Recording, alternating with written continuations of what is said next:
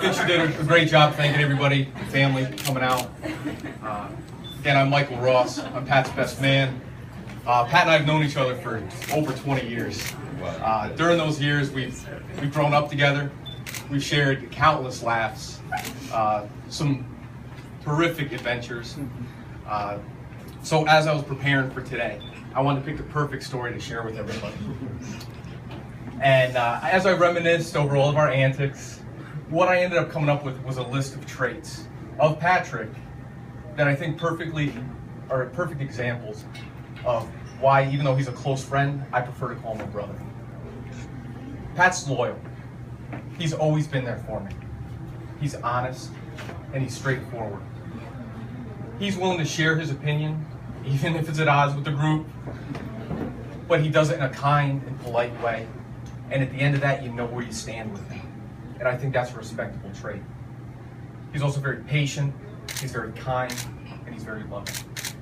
Those are all traits that make him my brother, but these are traits that are going to make him a great husband to Alex, and is soon to be an excellent father. The first time I met Alex, I was on my way out to San Francisco, and Pat said, "Mike, I want to introduce you to Alex." Now back east, we all heard terrific things about her, but nobody had had a chance to meet her, and I was so excited to finally have this opportunity. I knew Pat was excited. He picked the perfect bar for the three of us to meet at.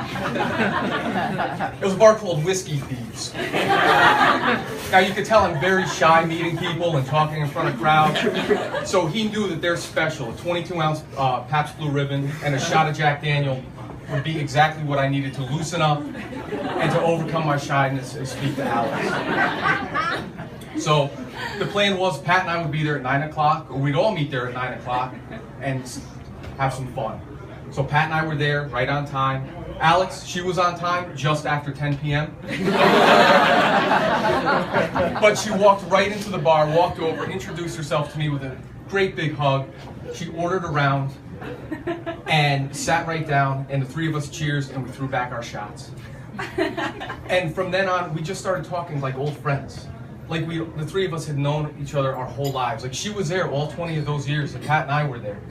We talked about our friends, our families, how important all of our families and friends are to us, and just growing up in general. Because I was the first one that got to meet Alex, I also got to embarrass Pat with stories from back. So that's why I chose at this opportunity not to make any jokes at his expense.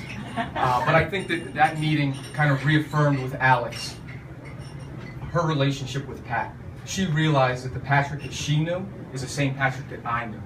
He's very genuine, and he's a kind person. Alex is also very genuine. She's loving, kind. She has a personality and a smile that light up a room. It's lighting up the room right now. And I know that, Pat, you're very lucky to have her, to be able to call her your wife and the mother of your child. You know, I didn't tell you guys this, but after we all met and I was traveling home, I was hoping that one day I would get to be here to give this speech, that you guys would get married, and on a lot of my trips I always thought about what I would say. I'm very lucky to be able to call you my sister now.